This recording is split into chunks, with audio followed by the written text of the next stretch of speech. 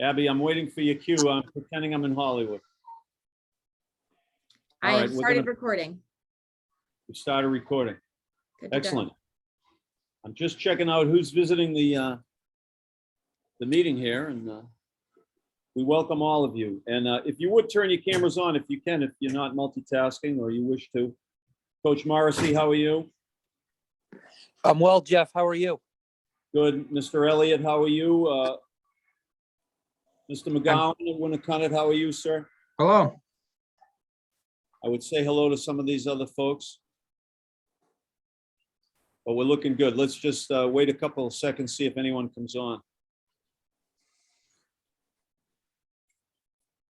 I'll get going. Welcome to session 2 in the parent webinar, COVID and Beyond, Raising Kids in the Digital Age. And session 1 was on elephants and icebergs. No, this is not a geography or zoology class, but I'll summarize session 1, the link to it. Abby, can you put the link to, do you have the YouTube link? You can put it in the chat if anybody missed the session 1. Sounds good. And session 2 here, we're calling Finding a Balance Between Protection and Preparation for Parents. And I've invited, I think there are 3 young people at Middlebury College. Blaze, are your colleagues on here? They're coming on at 7:10. 7:10. So we have some real live young people to tell us about how we might be overprotecting them and not preparing them for childhood. So we'll hear from Blaze and his friends right around 7:10, I suppose. A summary of last time. We talked about well, the elephant, that kids are really facing a mental health crisis, and that as parents, a lot of us are really struggling how to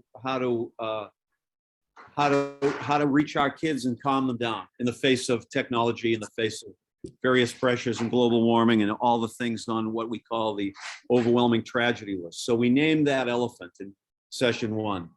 And Abby will get the link, or Miranda can put the link in the chat for session 1 if you want to see it. We also talked about kind of our opportunity as grown-ups, our responsibility really to have these conversations and talk collectively about ways as parents, as educators, about ways we can kind of acknowledge this for young people and give them, more importantly, perhaps some concrete skills to manage all the stress levels that are really sort of new to us as parents. I hear kids telling me all the time, like, I don't think my parents will really get what it's like to be 15 in this world, or what it's like to be 20 in this world. So, and then continuing my summary of episode 1, we asked parents to think about what's the biggest difference between the way you were raised and the way we're raising our kids today. You follow? And we heard a lot of comments from folks, you know, I came home when the street lights went on. I wasn't over-programmed. We got a lot of good comments. Abby may remember some, or somebody pitch in, Judge or Miranda, but we probably got 15 comments. We organized our own sports. We didn't have all these responsibilities. We had more fun, right? So we talked about that. And 2 more things. We talked about how we have to teach our kids what we learned as kids in terms of mental toughness and imagination and learning how to be confident and shed stress. Our kids today don't learn those things by osmosis anymore, and we have to get deliberate about teaching them those things. And last but not least, and then we'll get into session 2, we talked about what I refer to as the 6 I's, which, if you know me, you're probably sick of hearing me say it, but we feel that kids today lack for imagination, that they lack for independence, that they lack for true intimacy. They spend too much time on phones, that they lack for integrity, not the kind of integrity where they cheat in school and they'll steal your wallet out of your Ford necessarily, but the kind of solidness that we think that 15, 18, 21, 25-year-old kids should have in their ego. And then intestinal fortitude, which is really guts, but it begins with G and it doesn't sound as good. So that's the 5th I, right? And that if we don't have those 5 I's in sufficient quantities, the 6th I is identity. My phone is ringing off the hook with kids bouncing out of college and people in their 20s struggling to get on, to walk on the road of life. And why? Because they lack those previous 5 eyes. And I'll put the 6 eyes in the chat. So I don't think I've forgotten anything. If I have, Miranda can let me know, but that was my sense of the summary from meeting 1. And meeting 2 tonight is about the balance between overprotecting your son or daughter, right? And letting him or her enjoy those 5 eyes, independence, falling down and getting back up and so on. The balance, and we want to get very practical and talk about solutions in here tonight so that when you leave, you think, wait a minute, there's something I can really do in my home with my kid to really help him or her be okay. Any thoughts or questions at this point? Yes, no? Put it in the chat, raise your digital hand. I'm great at Zoom. You can hit reactions and then you can raise your hand or put a little thumbs up in the box and Abby will see it. Isn't that fun? You hit reactions and you can put something up there. I see Mr. Alex, he likes that. Smiling. So turn your cameras on if you want to interact and we can see it. And at this point, I want to bring up something that my friend Blaze at Middlebury up in the corner there, Blaze Seifer, heard about. And I don't bring this up to upset anybody, but at Worcester Polytechnic Institute since August, 8 boys have killed themselves at WPI. There have been 8 suicides up there. I talked to a young man up at WPI, Jack Baker, who published a video, and he's mentioned in the Boston Globe article about the suicides at WPI. And I bring it up to you because I've spent my whole profession working with kids, and it just troubles me so deeply. And I'm super psyched we have people on this call that are interested in the topic. We need a paradigm shift. We need to really realize that kids are super struggling. We can't change what we do in every single way. Certain things are beyond our reach, but we're here to encourage that paradigm shift and share ideas and so on. So I think I'd like to offer the floor. Blaze, is your friend on? I think Emma's just logging on now. We should have 2 of my friends, Emma and Emily, who are both juniors with the at Middlebury. I think Emily should be joining in just a minute, but Emma and Emily. So I see Emma McMahon joining. I don't see Emily. I'm trying to scan 50 names, right? Yeah, there you go. She's joining now. There's Emily Jones. Okay, so ladies and gentlemen, these 3 Middlebury, you guys are juniors, Blaze? Yep, all juniors. All juniors. I just want to give these young people 3 or 4 minutes apiece to talk about this idea of how can parents really prepare their sons and daughters for the digital age life? And how can they avoid, Blaze and Emma, overprotecting their children? And what are kind of the consequences of that stuff? Does that make sense, Blaze, Emily, Emma? Yeah. All right, so which one of you, you can do bucks up and see who wants to share. I don't know if you know that. I think it's rock, paper, scissors. I never was good at either one of them. Would one of you young people like to go first? Yeah, I can start. Emma had a hand up, but you go ahead, son. Hi, everybody. I'm Blaze. I'm a junior at Middlebury from Concord, Massachusetts. I went to Concord Carlisle High School, graduated in 2019. And now I'm a junior at Middlebury studying Spanish and sociology. So Concord, Massachusetts, for those of you familiar with it, is it's pretty intense from elementary school all the way through high school. Everyone is doing a million things. Everyone's trying to make the varsity sports teams, be the president of the club, be in the AP classes. And my parents, my dad went to Dartmouth, my mom went to Colgate. So they both, went all the way through the ranks in their educational systems, and they tried to put that on us. I think they did a really good job, but there are definitely some ways that I struggled in high school and that a bunch of my peers did one thing that my dad would do is every day at lunch, he would log into our grade system. We called it Aspen, and he'd check up on all of our grades. And oftentimes he'd know what I got on an assignment before I did. So when I came back home and he was like, "Oh, how'd that math test go?" I'd be like, "I don't know how it went." He was like, "Oh, this is actually how you did." And so that was pretty tough for me. Also, just I think a lot of parents in my town wanted their kids to be doing a sport every season. And there's just this total pressure for kids from a high school to, always be doing something. And kind of what that spirals into is a lot of kids struggling with, what Jeff calls outcome fever. Everyone thinks that they have to be doing every little thing and being perfect.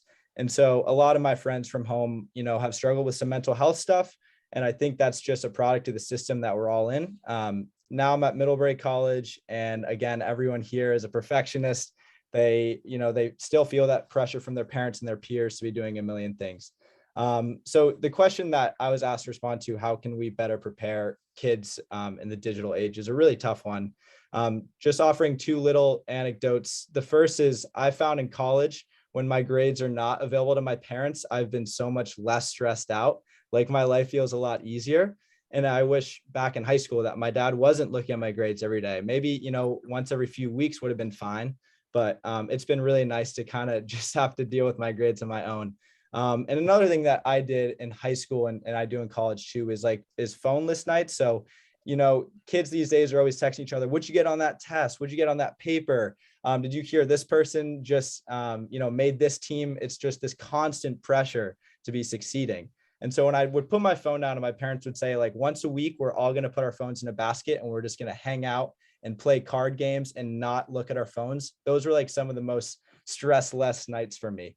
And I feel in college as well, when I leave my phone in my library or in my dorm room, when I go to the library and I don't have to deal with that pressure, it's a lot lighter load. So again, I would say two things I hope to do as a parent is not be so overprotective about grades, and to try to encourage putting the phone down and just relieving that stress.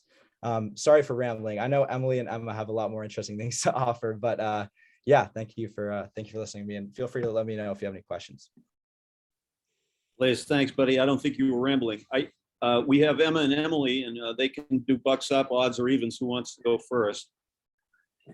I can go. Yeah, I'm Emily. I'm also a junior here. I'm a sociology anthropology major. I also work in the town at the fire department as a firefighter, and do a variety of other things. My background in terms of my parents is very different from Blaze's. My parents didn't go to school in America and are very unfamiliar with the US college system. And I think what that did for me, even in terms of choosing a college and getting here, really created an environment for me to explore my interests academically or otherwise without a lot of parental pressure. But that pressure still exists in other avenues, whether it's from myself or from my peers or from teachers. So parents aren't the only ones. I think there's a lot of problems that Jeff has touched on and that we've talked about before that sort of this generation of parents doesn't really get. I know I've tried to talk to my dad about eco-anxiety. That's a huge thing at Middlebury. It's a very sustainably oriented school, and that's a large part of the conversation here.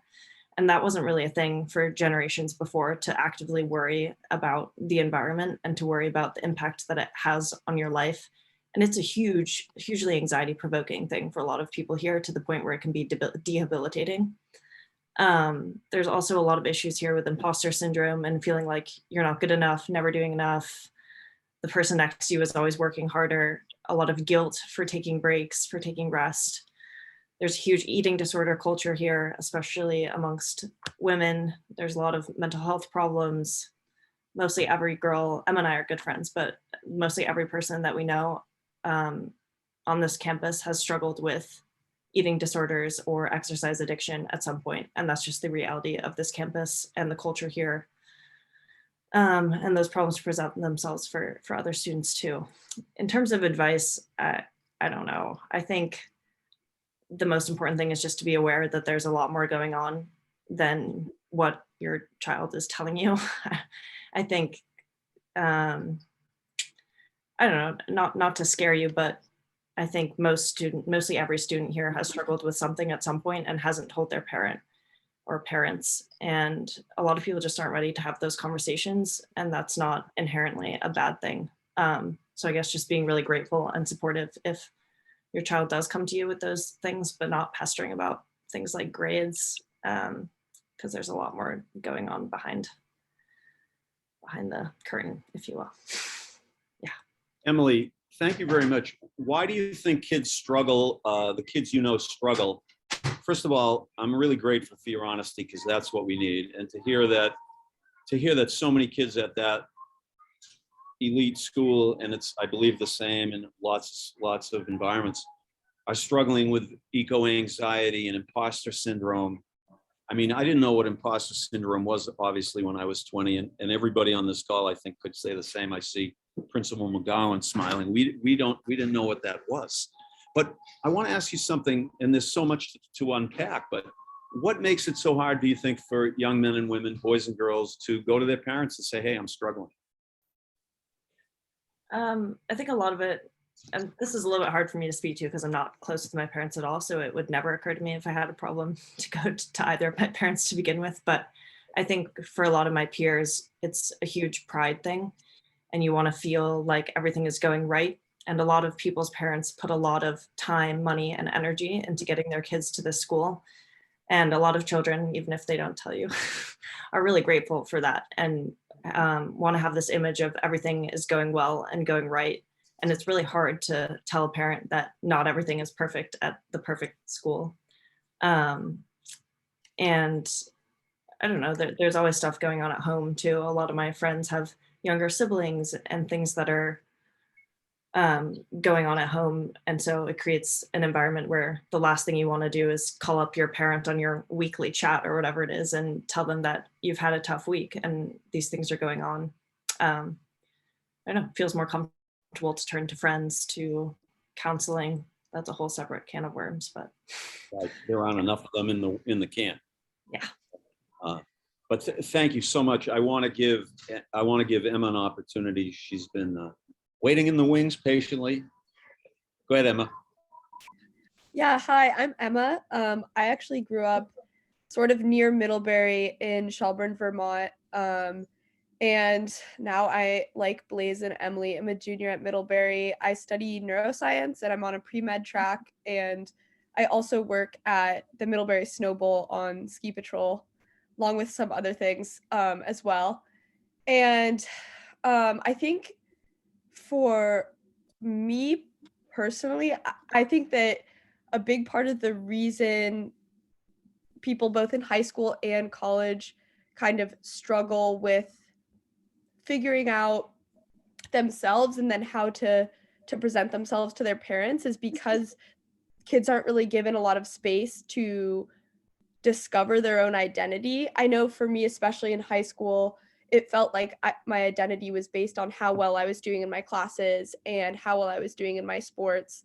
And obviously, as you're growing up, like some things are going to get in the way of that at some points. And I think it's really meaningful when I think parents and other role models are able to put the focus on how you're experiencing things like classes and sports rather than how you're performing in things like classes and sports. I think that I've been lucky enough that my parents have always wanted to encourage me to take a variety of opportunities and try a lot of different things and have been able to support me in doing that.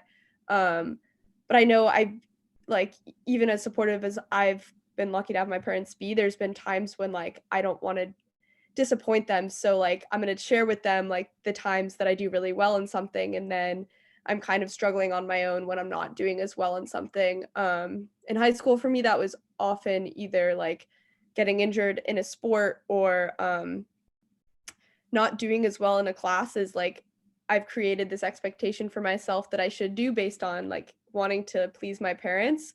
And I think that in college, there is more freedom in terms of you're not reporting back to your parents as much and there's not as much oversight, but there's definitely, as Blaze and Emily said, like really high standards, especially at a place like Middlebury. And it's really hard to let go of kind of that like natural instinct to compare yourself to other people and compare yourself to what you think the standards your parents and your teachers are holding you to. So I guess in terms of advice for kind of solving those issues, I think it's really important to have people that are giving kids and young adults the reminder that figuring out who you are is a complicated process, and like doing your best to figure that out is what's most important, and like taking opportunities that feel important to you and putting your best foot forward is what's most important. And you're not always going to be able to do your very best because of other life circumstances, because I feel like sometimes there is this view that, you know, like we're young and we don't have as many complexities in our lives as adults, so we should be able to be successful because we're given this opportunity to be at college. But obviously there's other things and a lot of figuring out ourselves that's going on during this time. And I think just having adults that remind us that that is normal and that is okay, or even adults that maybe share their own stories with that, can be really meaningful in making us feel more comfortable in kind of the ups and downs of what can be going through high school and college. Bravo to all three of you kids. I've been trying, my fingers are burning trying to note down all the stuff that you young people have been saying. I've put a lot of comments in the chat, but there was a lady, I think a lady, but up above, I'm trying to find, well, I don't know who SK Keller is. SK or SA Keller?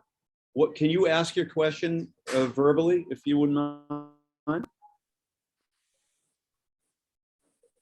Yes, thank you very much. Very helpful and very insightful. I really appreciate this openness and that you are. The question is if, like, who was that? I think Emily, you know, if you don't have the desire to share with your parents, are there any other adults in your life, or have there been other adults in your life you were able to connect with and open yourself up? Yeah, I can answer that totally. I think as many things as there are wrong about Middlebury, there are equal number of things right, if not more. And one of those things for me is the relationship with professors. And I've been really, really lucky to have extraordinarily close relationships with a few of my professors. And so my advisor has become a very big mentor in my life, to the point where I'll go over to his house with his girlfriend and bake bread and talk about Middlebury. And I took an independent study with a professor where I sat on her porch and drank tea and talked about all the problems with the school. And just being able to vent about this kind of stuff to people who get it and who are here and are living it can sometimes be really productive. And try as hard as you might, I think a parent who isn't here living through it won't really get it the same way that a professor or someone like that might. I think a lot of people also lean on coaches and other figures like that. Yeah, can I just add something real quick? Emily said like kids kind of lean on people who get it. So I met Jeff, I think it was in November or December. And I think one thing that struck me about him is Time for me to hide now. Time for me to hide.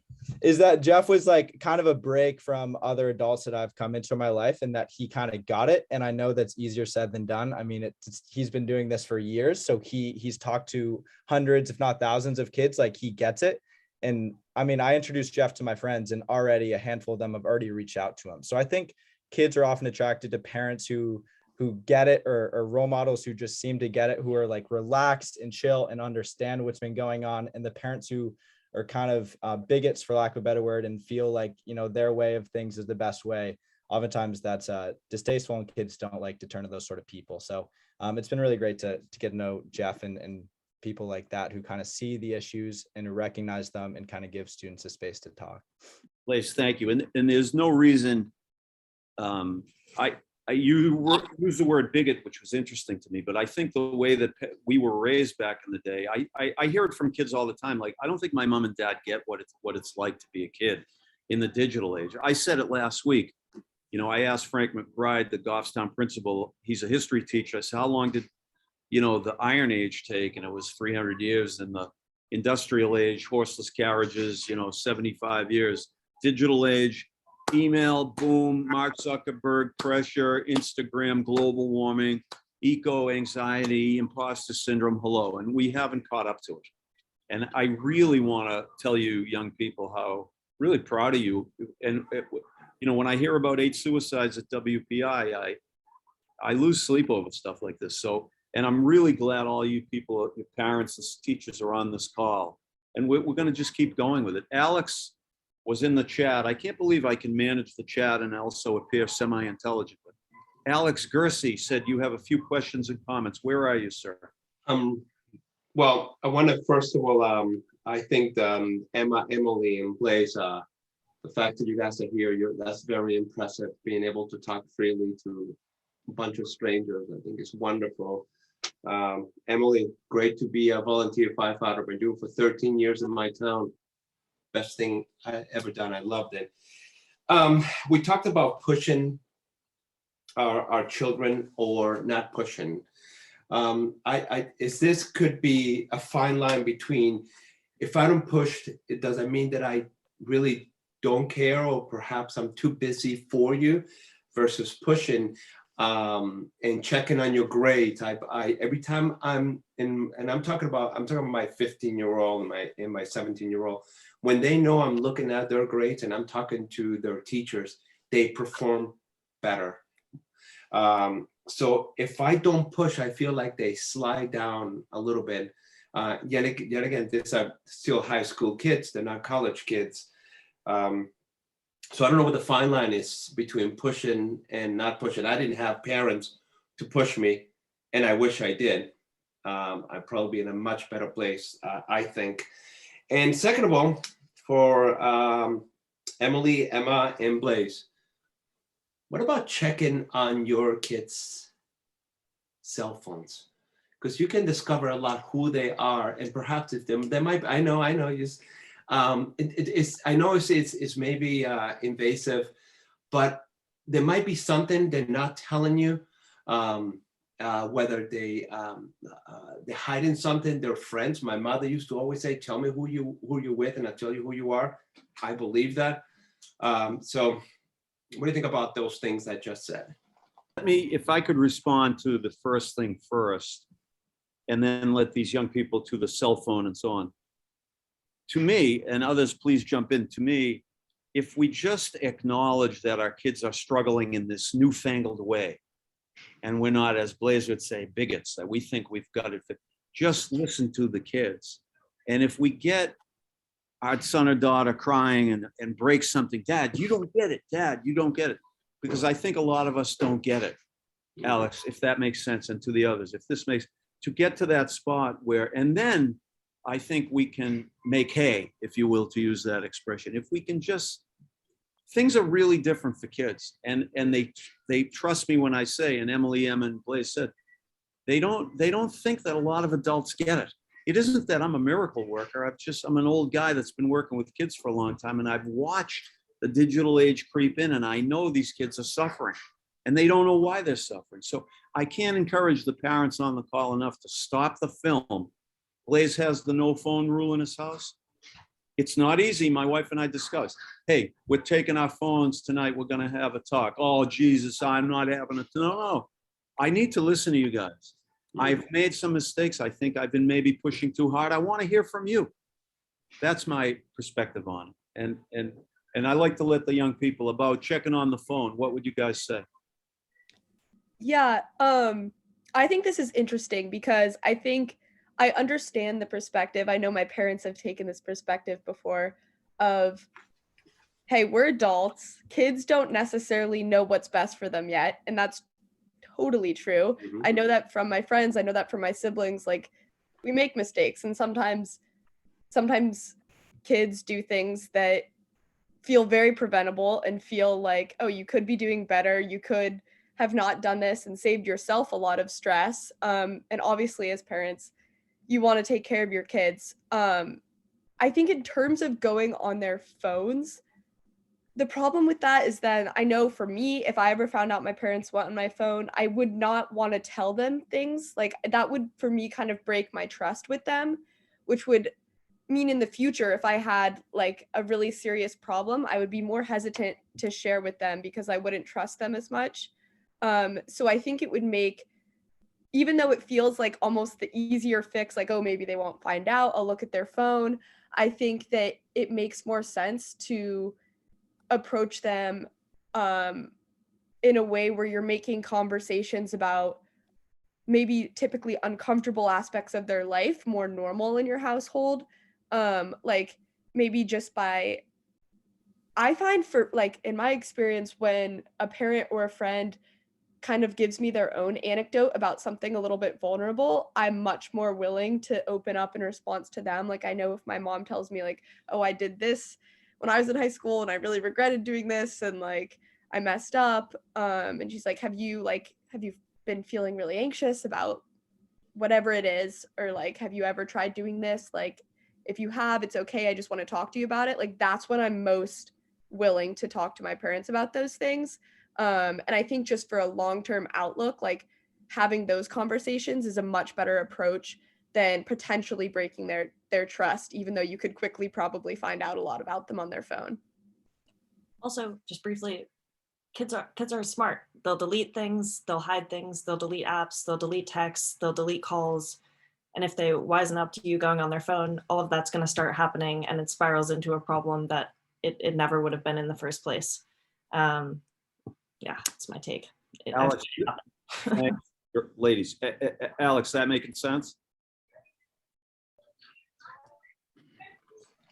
Yes, it's just, yes, it does. Thank you for your perspective. I appreciate it. I'm corresponding. Let me just say, I'm corresponding with a gentleman in the chat. You know, this balance question, it's the age-old question. I think parents, for some reasons I don't fully understand, many have tried to remain friends to their kids and not upset their kids. I mean, I'm sure all the adults on this call can remember when your mom or dad said, no, I don't care what your friends are doing. You're not going, you can't have it, it's not happening, forget about it. And if you keep squawking about it, I'll take something else away, right? So I think a lot of parents are afraid to go there, frankly, if I'm gonna be honest. Somebody was chirping in, was it you, Blaze, or somebody else? I'm sorry. No, that was me, Sarah. I just wanted to say something. When there are situations where I'm just trying to figure out how I'm going about, I have two boys. A lot of times I have to remind myself, I was wandering out and about and did things my parents never, ever knew about me. And they still wouldn't know about me. And these are the things which I think I've learned the most. And I always try to remember this and say, it is okay that I don't know. And I just want to make sure I provide enough contact possibilities and times where my sons can come and open up. And this is sometimes just in the evening, sitting there, drinking a cup of tea and just reading a book. And then one of the sons joins me and does the same. And suddenly there is a conversation. So that's to me much more important. I don't need to know, and I don't want to know everything. Is there a risk behind? Because I have no idea what's happening on social media and so, and I am afraid of that. I have to be honest. I am really afraid because they know so much more about that than I do. So they were always one step ahead, right? So I even don't try. So to me, social media is the most scary thing, where I sometimes don't know how to go about. So. Yeah, you know, your comments, there's so much wisdom in what you're saying, because my wife and I, Miranda and I, never had kids. So I speak not from that experience. We've taken care of a lot of kids. But I want to share something really quickly, and I want to give Judge Broderick some time. And this is a psychological theory, the 8 ages of man. I had it here a minute ago. So one second. Oh, I'm embarrassing myself. I can't find it. But the first, here it is. The first one is trust versus mistrust. These are the building blocks, and I can put a link in the chat. These are the building blocks of good parenting, that there has to be trust. There has to be autonomy. There has to be initiative, industry, identity, intimacy, and so on. I'll put a link in the blog. But I think parents have gotten to a space where they're overprotecting, over-preparing. And that doesn't cause kids to trust themselves, if that's making sense. That doesn't cause kids to trust themselves. Does that make sense? Yes, no, yeah, okay. I see one lady nodding. You know, trying to talk to little squares is a little difficult.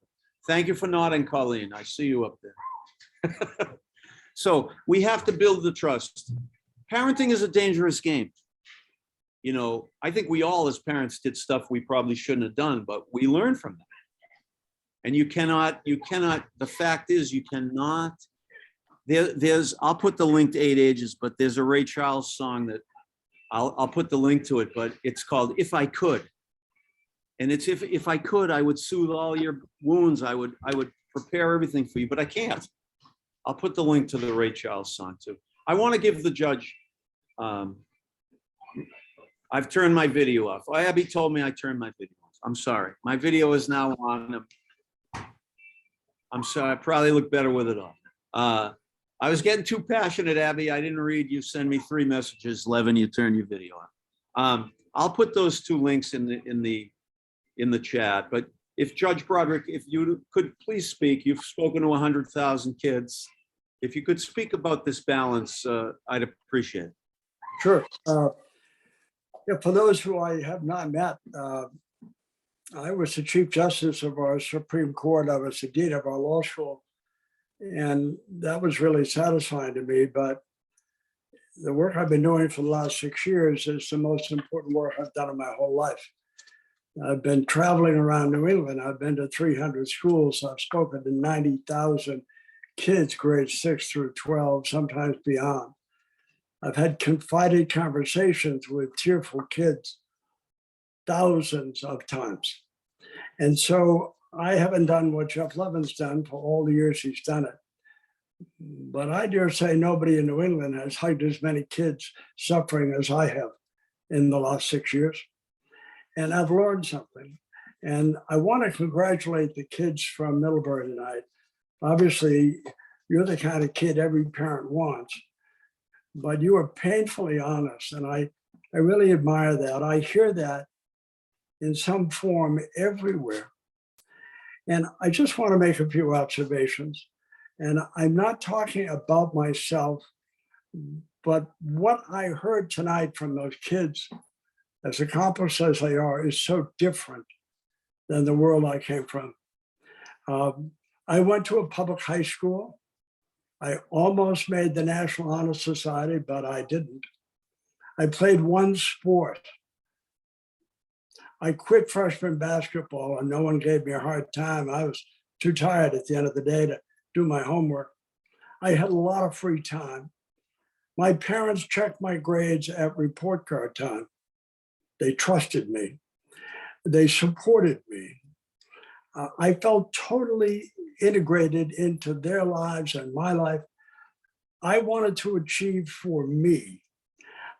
I had had a childhood that was not over-organized, over-stressed, over-expected. That's not true today. We are shortening childhood. Just listen to those Middlebury students talking about the high school years and the expectations and the sports every year. I couldn't have done that. I found my way to Holy Cross College.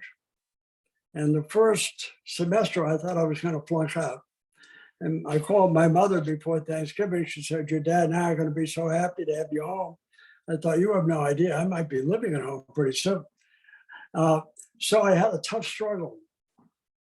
I graduated 12th in my class at Holy Cross, not because my parents checked my grades or my parents called my professors, because I knew who I wanted to be and I wanted to achieve it for myself.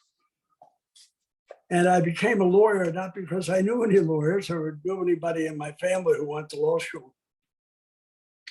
Most of my life has been focused on helping other people and achieving what I can in my limited abilities. That's what I've been doing my whole life. I did not have the pressures these kids have. And my advice to parents, and it's not because I'm trying to be righteous, believe me, I made my own mistakes. So let me be honest about that. But my advice to parents would be let your kids grow up. Let them find out what they want. Let them find out who they are. If your child is bright enough to go to Middlebury, don't take too much credit for that. They would have gone to Middlebury probably in any family because they are bright kids and they wanted to achieve. I would say take your foot off the gas, trust your children. And by the time you get to college, I wouldn't have been too happy if my parents were checking on me too often. And they didn't have to because they had taught me their values and their principles. That's the most important thing you can do for your child. And I honestly think that parents today are having a much harder time than my parents would have ever had or I had. And you're living in a harder world. I know that. You're working at 100 miles an hour. You're living in a virtual world half the time yourself. So it's not easy. But the principles are the same. Social emotional growth happens eyeball to eyeball. It happens because you have free time. It happens because parents are patient enough to let you figure out what you want to do. When I quit freshman basketball, my dad said, "Are you sure you want to do that?" I said, "Yeah, I'm really too tired." He said, "Okay." I didn't get any pushback. I think parents are too wrapped up in their kids' success. I think we're comparing too frequently.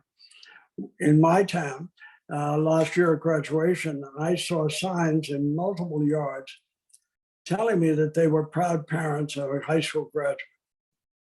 And I understand that because it was COVID, and I get that. My parents were proud of me too, but they never put a sign up. I had somebody in my neighborhood put a sign up that they were proud parents of a kindergarten graduate, class of 2021. When I was in kindergarten, my parents were proud if I could figure out how to use the seesaw and get my letters straight. I never thought of myself as in a kindergarten class. There was somebody in my neighborhood that put up a sign that they were proud parents. And after 2 weeks, the sign went down, and the next sign went up with the school their son or daughter would be attending, and they would be a member of the class of 2024. I went to another neighborhood within a neighboring town. They had a big house with descending embankments, and this was in April, and somebody had hired someone clearly to cut their lawn in a certain way so they could put the Syracuse S with the orange color on their front yard. So I knew somebody had been accepted there. When I was accepted at Holy Cross, my friends knew it. Obviously, my mother and father and very few other people. If I had ever said to my mother and father, "I'd like to go and paint a purple HC on our front yard," they would have killed me. But more importantly, neither they nor I would have thought to do that. I think we all need to exhale. One thing I've heard from my travels from hundreds of kids, they're all trying to win approval somewhere. They're scared to death of failing, whatever that means to them. They don't want to disappoint their parents. I've had a lot of kids who are chasing dreams that aren't their own, but they belong to somebody else. And they're being judged constantly, they think. I was never fearful of my grades or my report card. I just wasn't. And I didn't get all A's every term, believe me. But I finally figured out who I was, what I wanted to do, and I became that person.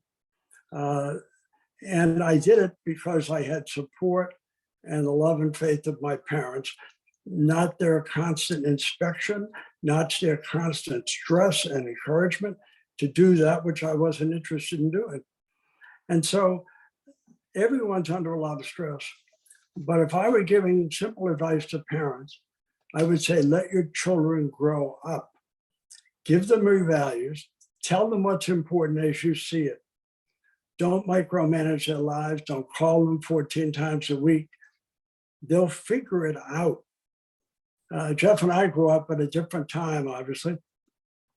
My mother back then might have been overprotective, but today she looks neglectful. I'd be gone all day on a Saturday with my friends, riding my bike everywhere. I'd come home in the summertime when it was getting dark. I was home in the afternoon for dinner on school nights. I don't think that world exists anymore.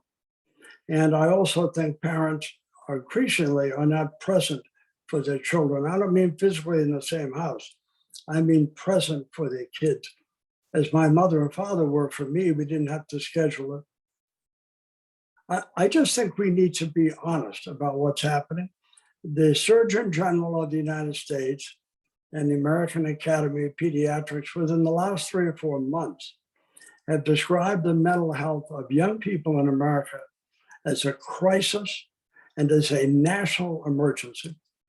And most of the kids that I see and hug, the kids who are talking tonight, who are obviously extraordinarily bright and accomplished, they'll make their way if we let them. These kids tonight, and I think that one of those young ladies was in a pre-med course.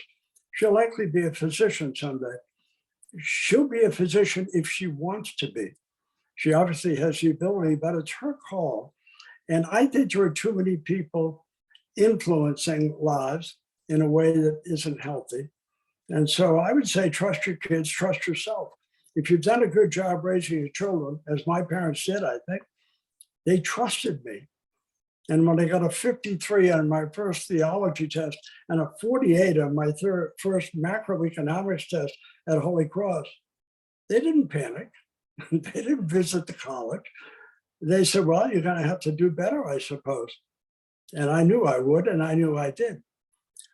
But I did that. I figured that out. Let kids make their own way. And I think most of these kids are going to do great. But college should have some fun to it too. High schoolers should have some fun. It should have some free time. Nobody in all the years I practiced law and all the years I was on our Supreme Court, no one ever said to me, John, how many advanced placement classes were you in? How did you do in French? Did you take calculus? Nobody cares.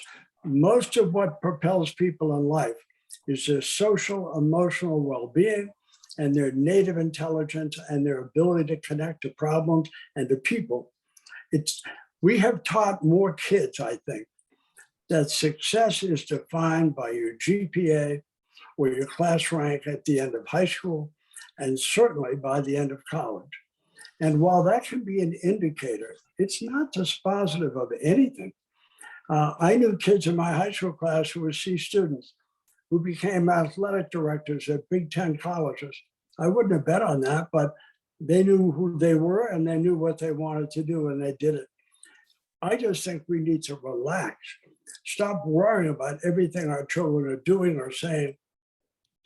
And I don't know how others would react, but if when I was a child, I had an iPhone and my parents checked it, I would have been offended by that, because I would hope my parents would know they raised me with values. They could see how I was living my life and could trust me. And I think we're losing that. I genuinely think parents are not trusting their children. And I don't think that's healthy. It comes from a place of love. I totally get that. But I would say this to all of you, and I'll end with this. If you were with me in the 300 gyms and auditoriums I've been to, if you had hugged kids as young as the 6th grade who were going to commit suicide, or varsity athletes who broke down in tears talking to me about the stress they feel, the pressure they feel, you would know we weren't doing this right. It's not because parents aren't good parents. I'm not saying that, so please don't hear that. But what I am saying is the model, as Jeff calls it, the parenting playbook, is well-intended, but is having real adverse consequences. And I'm taking kids who don't have classic mental illness, but they're dysfunctional at some level. I had kids all the time who are 15, 16, or 17 chronologically. Emotionally, they're 11 or 12 or 13. We won't let them make mistakes. That's how we all learn, I think. We won't let them fail, whatever that means. We're too prideful about what they got in geometry. Nobody cares, actually. What they do care about is this a good person? Is this someone who's together? Do they have their life organized? Can they succeed at what they want? We've lost that. It's all been subsumed into a GPA, a class rank. When I didn't get into the National Honor Society, I remember my mother said to me that night, I was disappointed. She said, don't worry about it, you'll be fine. My mother was right, by the way. And she was never in the National Honor Society either. So I knew it was okay. I think we need to just remove the stress and get back to things that matter. Hey, Fam- Judge, Hi. I got to interrupt you, and I'm the only one that dares interrupt the judge. But we want to leave 10 minutes for some questions. The judge is issuing a writ of habeas corpus on me as we speak. But I just want to leave, I mean, the judge's passion is obvious. I see hearts showing up, and he's right. And so let me just say this. Solutions, talk to your kids. Shut off your phone. Think about how you were raised. I'll send everybody the recording of this. Listen to the sections you love, but model serenity, model trust. Trust your kids. I'm not saying tell your 6-year-old, why don't you check out the electric stove with your right hand? You know, grab his hand if he does that. But give the kids the benefit of the doubt and trust them. Because if you don't, their identities don't solidify. They don't. Turn your phone off. You got to do it. You got to do it. So can we have time for questions? John, I had Abby and my wife saying we leave time for questions. So hopefully we will get some time for some thoughts and questions. Question for Judge Broderick. Do you recall, have you met Judge Willard Martin in Laconia? That should be a quick answer. Yes, Bud Martin. I know him well and admire him. He's a great, great person. He's a better golfer. His niece is right in front of me, Laura Lynn Carter. Wonderful man. Yes, Wonderful. yes. You He's a great advocate for children. Yes, sir. That's why I knew you would know him. You two go have coffee. No, Now, no, that's fine. I'm sorry. no, it's all right. Do we have questions from anybody? Thoughts? Mr. McGowan, the principal of Winnicott, he may have a thought, he may have a comment here. I'm looking at Mr. Scribner. I'm looking at some of you people have your cameras on, Miss Colleen Sproul. What do we got? We got some questions, some thoughts? I just want to thank you very much. And, again, I deal with students every day, but then, I also, right now, how can I help teachers to help the students? So it's, and I think the pandemic has created an environment that is a constant state of change that it's difficult for us to deal with as adults. And, how do I provide the environment for the teachers so they can actually connect with the students? Coach McGowan, what plea would you make to parents? If you had the attention of all the Winnicott parents and they were going to listen to you, what would be your greatest advice to them? I think listen to your child and trust them. And again, they may make mistakes, but at the same time, I think I see it too often in athletics that a lot of times parents are living their athletic career through their child, and let them have fun. No, I love it. Yasmin says, I think parents feel more panicked today. Competition is higher. Job, school. In fairness to the difference today, love the content. It's true. There is this sense of lack of resources. And I think it does fuel parents' fear. Unnamed fear can go unchecked, though. I'm so glad we're talking about this. I'm just reading the comments. I can't keep up with it. Anybody else want to say something? I'm looking on page 2 here. Paula's there. Karen is there. I'm taking attendance. Chris Vincent, you get a C-. Emmanuel, you get an A. Who else wants to say? Anybody want to say anything? Tracy Woodman is there. I think Zoom is not the easiest place to communicate. Holly says, great takeaway. Focus on the experience, not the performance. I mean, you can see the chat, yeah? This is extremely valuable. We appreciate the guidance, pointing out some key points. Looking forward to next session. Jim Hunter, thank you. Please send a check for 25,000. Thank you, Blaze, Emma, and Emily. You were courageous in joining us, sharing your thoughts. I learned a few things tonight from Lynn. Go ahead, Alex. You have your finger up.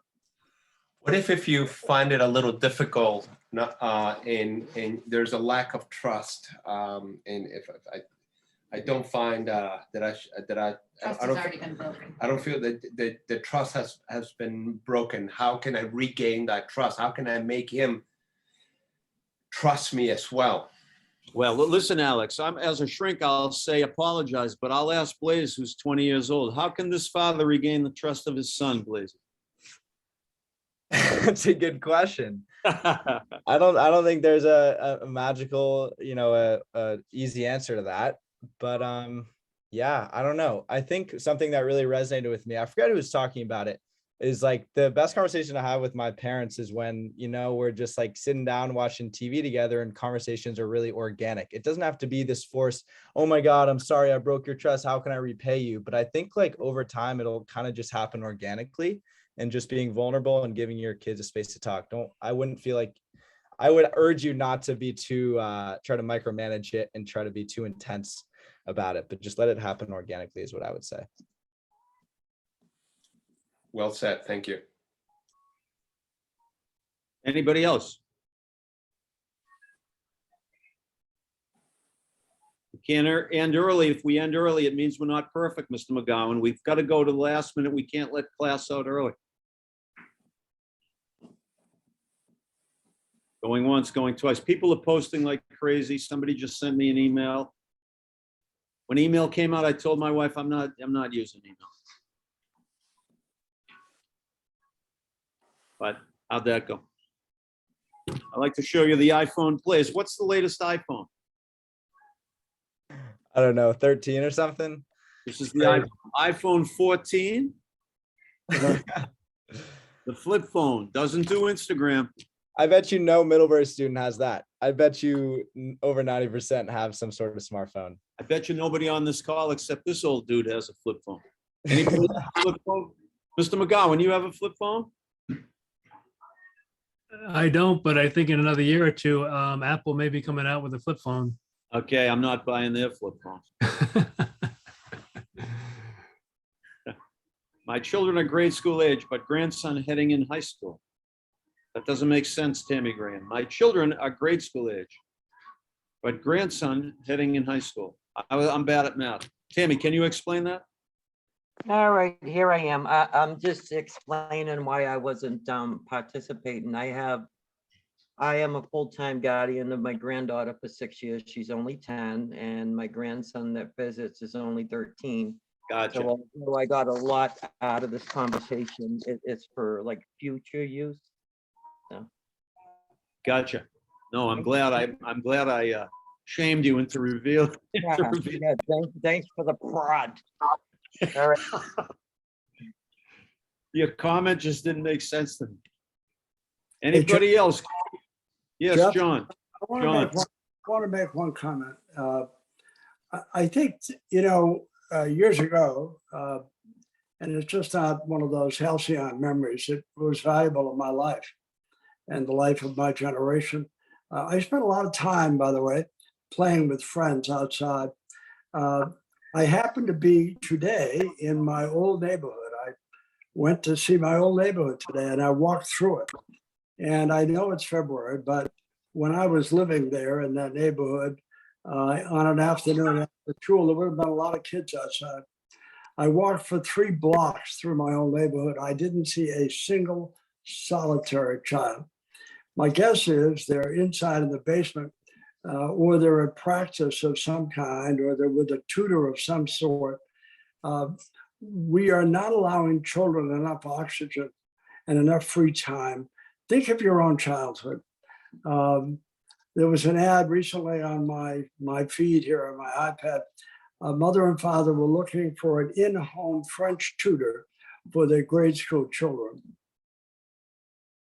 I'm sorry. Those kids should be out playing. They have plenty of time to learn French. They don't need a tutor in the 4th or 5th grade. And I think that's what's happening. Everyone is so concerned about the global economy. Everyone's got to be better, faster, stronger. There's some truth to that, but it shouldn't be the controlling principle of young lives. We are chasing childhood away, and it's coming with a price. I know that because I hug it every time I go to school. You know, somebody just asked me, I'm going to play this for my, and it is 8:01. We got to end this. My daughters are 9 and 13, and they should hear some of this. If you want to get the link for this thing directly, send me an email, okay? And I'll send you the link. It'll be ready tonight. Jeff@jefflevincoaching.com if you want the link for this one. The link for session 1 is in the chat, buried in there somewhere. And we're trying to end punctually. Punctuality is not one of my virtues, but we're going to give Abby Peel the last word, the producer, director, executive producer, makeup artist, and general organizer of this affair. Wonderful job, all. And next session is Tuesday, February 22nd at 7 o'clock. Wonderful, thank you. Yeah. Jeff@jefflevincoaching.com. Let me know if you need anything.